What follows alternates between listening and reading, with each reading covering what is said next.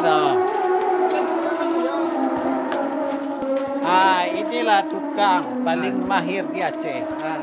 Itu foto yang jadi kok. Ini ada Kurniadi dari Malaysia. Ini ada siapa namanya ini? Khairul dari Afrika Selatan.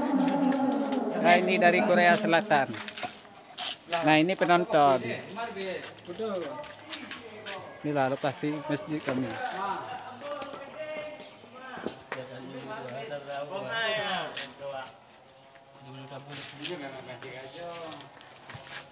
Tukang kenet emang biasa ada tarik menariknya.